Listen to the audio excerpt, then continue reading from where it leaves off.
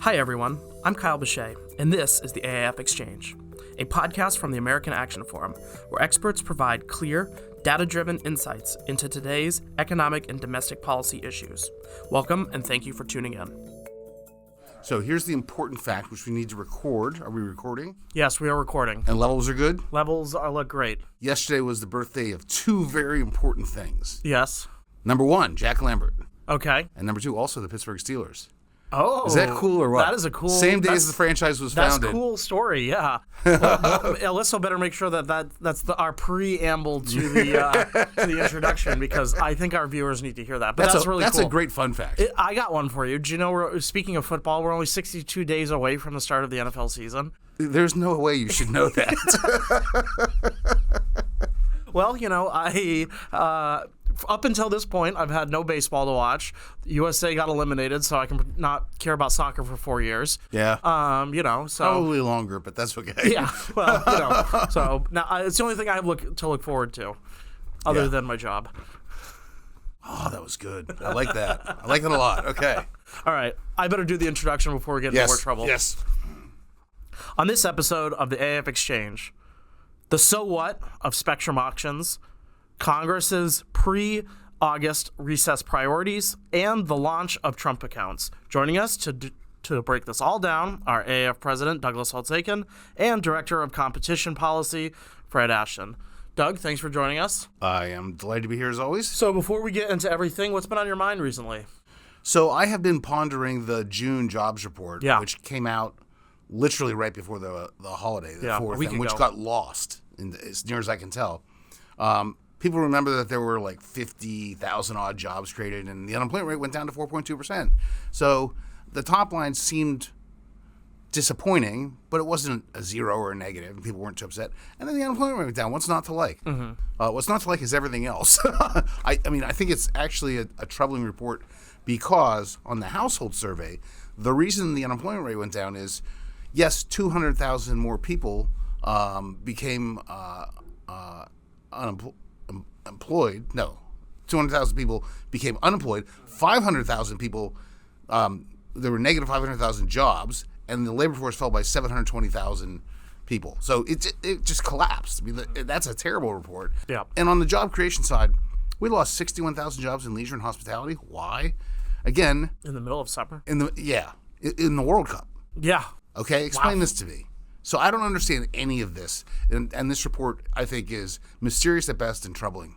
Yeah, interesting. Yeah, so how does the Fed take this all in?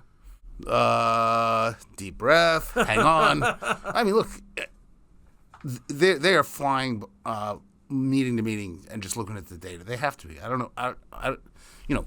Can you forecast the outcome of the Iran hostilities? No. Yeah. So starting with that and moving on, there's just a ton of uncertainty out there, and I don't. Yeah. When's their next meeting? July. So this was the last jobs report they'll get before the next meeting. They'll get another. I think they might get the. No, they won't. Yeah. But they'll get some inflation reports before then. Yeah. CPI next week. Yeah. You had a great. Yeah. Who knows? You did have a good dish this morning about the Fed and the minutes from the last one from his first one. It was first meeting for Warsh, and there were a bunch of questions that everyone had going into it, and then you read the minutes to try to find out. And my take on the minutes is they were actually fairly hawkish. Right? There were people who talked about raising. No one voted to raise, but those are the minutes. They can. I'll say this ungraciously. They can cook them any way they want. There is no mention of any participant suggesting lower rates. And that was all they talked about leading up to Warsh becoming chairman. Mm-hmm. So for that not to be mentioned anywhere, tells you where they are. Interesting. All right, let's move on. The FCC will soon vote on a plan to auction, I think later this month. July 22nd. July 22nd, on a plan to auction additional spectrum after Congress restored its authority to do so. But what exactly is spectrum for those of us who don't follow this, and what is the FCC voting on, and why is it important at this moment? I'm not a physicist, so you're about to get a layman's version of this. But spectrum is literally wavelengths for radio waves and light waves and things like that. And we want to transmit in particular spectrum particular radio lengths for different purposes. Some are good for long distance. They hang together better. For 5G, there's a particular band known as the C-band. And the C-band spectrum is the most valuable thing for the wireless folks. Now, we've already auctioned off some of the C-band, called the lower C-band. This is back in 2002, 2003. They did this, and ultimately they did the rollout when Trump was first president. Remember that, and it was and into the Biden administration. But they had this whole kerfluffle with the FAA and the altimeters, and it was a disaster. Okay, so we're now to the point where Congress, in the One Big Beautiful Bill, didn't give them the authority to auction. It said you must auction 100 megahertz of C-band, and get going. And so what they announce is, and what they're going to vote on is, they are going to auction 160 megahertz of C-band spectrum, and this is probably the biggest auction in recent memory and in the foreseeable future. This is the one that all the wireless providers care about. They're all going to be in there, and it does a couple of things. Number one, they do it really fast. It's going to be done by 2027. Usually these things drag on forever, but they're just going to get it done. So I'm pleased about that. Second thing they're doing, which is good news, compared to the last time, the FAA and the FCC are talking to each other, and there is a plan for all commercial aircraft to have new altimeters, which will not be interfered with by the operation of the 5G. That will cost money, and they have said they will devote some of the spectrum auction proceeds to covering the cost of the altimeter. So they have a plan to get there and the money to do it, which is good. And then the way they've set it up, they have now got this, what they're calling upper C-band auction. It's going to be contiguous with the lower C-band auction. So there will be the one large band of the best spectrum for wireless available in all the lower 48 states forever. And so that's just a big improvement in the sort of infrastructure. Yeah, imagine that. Agencies talking to each other. I find this all quite, that we hear a lot about the chaos that is government. This is nice. It's nice to see something go smoothly for a change. And this is the right way to allocate spectrum. Auction it off to the people who are going to use it. So if the FCC's plan is successful, what does this mean for consumers? Why should they care? So the starting point is, remember when we always talked about was the Internet of Things, so that your washing machine could talk to your refrigerator, but I never knew exactly why. That would be a good idea. But we could. Yeah. Maybe when you eat spaghetti, the washer machine knows to get ready to go. And I get appliances now, and they have the ability to talk to my phone and nap, and I never use it. I really don't need my dishwasher to be chatting at me during work. I mean, I just don't need that. But that notion of super connectivity needs a lot of spectrum. Yeah. And this provides that. And what we do know is that, yes, we all have our addictions on our phones, and so we want to be able to download and stream things no matter where we are quickly. This helps all that. Yeah. But commercial applications are a big deal too. You now go into almost any establishment, and they're pinging your phone, and they're interacting with you. So the ability to do all of these things simultaneously, that's what's at stake. Anytime a much richer environment. Yeah. Anytime I walk by a Potbelly's, I now get a notification that there's a Potbelly's near me, and you're hungry. Dear Kyle, you are hungry. Come get a sandwich. Look to your left. All right. So let's talk more broadly and look at Congress. And they have just a few weeks before this August recess. When they get back, I think next week, right? Yeah. Yeah. So what are the must-do items? The must-dos. The must-dos are always money. Yeah. Right. So they must do the approps or make a plan to not do the approps, which is called a continuing resolution. I can't imagine them shutting the government prior to an election, but I think I said I couldn't imagine them shutting it last year, and they did it twice. So no thanks on that front. Not good. So that's top of the list. Underneath that, there's the sort of, whether it's a must or not is, I think, in the eye of the beholder, but they want to have a supplemental to pay for the cost of the Iran war and other sort of defense-related stuff. I think that's on the must list. Then there are a whole bunch of things that are sort of political musts, but I don't think that makes them must. I mean, reconciliation bill number 3, which is supposedly going to have the Save America Act and a bunch of other things that aren't well specified. There's still hanging out there all sorts of things that we think they ought to get done, like some sort of privacy bill, online privacy, some sort of online kids protection bill, some sort of regulatory framework for crypto, the so-called Clarity Acts floating out there. Those are all things that are sort of out there in political land. And then there are things that are going to have to be done by the end of the year, absolutely have to be done. And given how dysfunctional things have been, maybe they should think about getting them done now. On that list are things like the NDA, the defense authorization we do every year.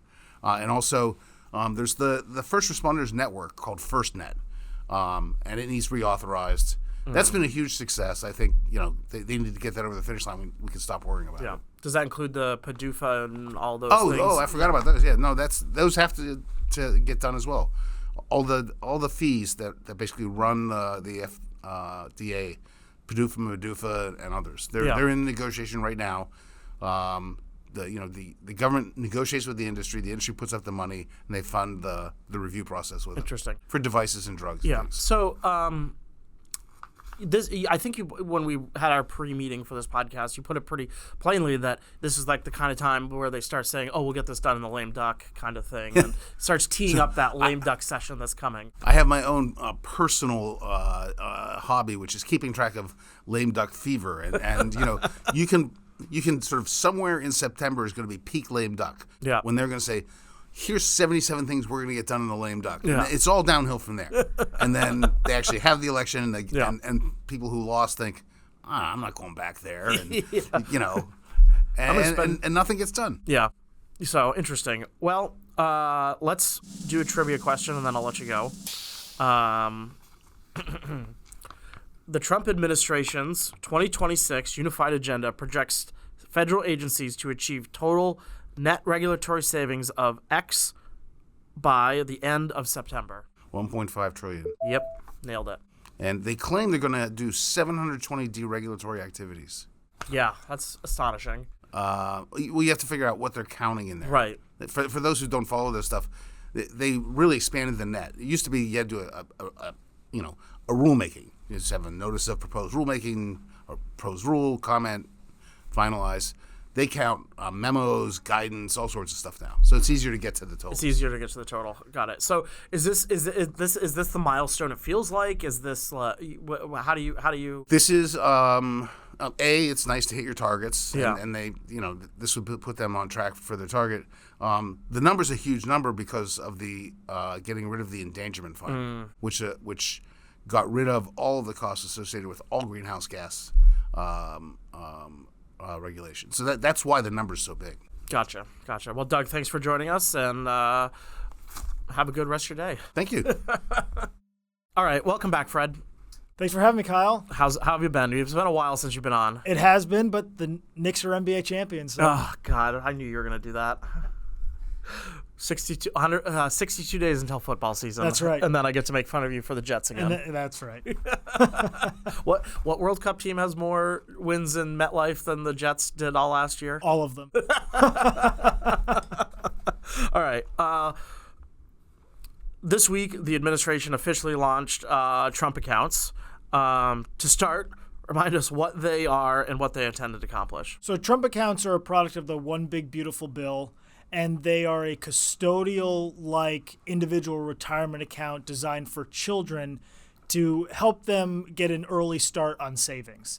And a very popular feature of these accounts are the $1,000 government seed fund that are available for children born between 2025 and 2028. Interesting. So you've written about the concept of these accounts. They have merit. But there are some drawbacks. What are the biggest concerns with the current design that you have? The biggest drawback is it is another example of a tax preferred savings account. And that list just keeps growing. You have IRAs, 401ks, Roth versions of both, HSAs. There are dozens. Mm-hmm. And it creates complexity and a challenge to optimize tax-efficient savings. And the way these accounts, the Trump accounts, are taxed, create a paperwork nightmare. Mm-hmm. Every type of contribution is taxed differently on the way in and taxed differently on the way out. So just maintaining all those records is very complex. Sounds like it creates a lot of jobs for accountants and muddies the water. Certainly. For average people to try and figure this out. And it's intended to help the middle class and the poor, but it will be the already wealthy that can best take advantage of the tax efficiencies. So if the goal is to encourage Americans to save and build wealth over time, over the long term, which we can all agree is a really good idea, are there better policy alternatives Congress should consider here? Certainly.